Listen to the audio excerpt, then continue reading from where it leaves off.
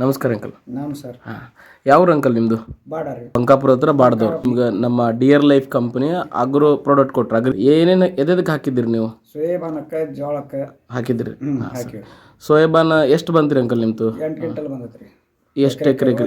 1 ಎಕರೆಗೆ 8 ಕ್ವಿಂಟಲ್. ಸರಿ ಸರಿ. ಊರಾಗ ಬೇರೆದವ್ರು ನಮ್ದು ಈಗ ಹಾಕಿಲ್ಲಲ್ಲ, ಅಂಥವ್ದು ಎಷ್ಟು ಬಂದತ್ರಿ?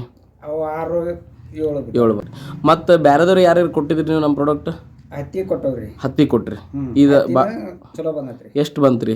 15 ಕ್ವಿಂಟಲ್ ಬಂದತ್ರಿ. 15 ಕ್ವಿಂಟಲ್ ಎಕರೆಗೆ ಬಂದೈತಿ ಹತ್ತಿ.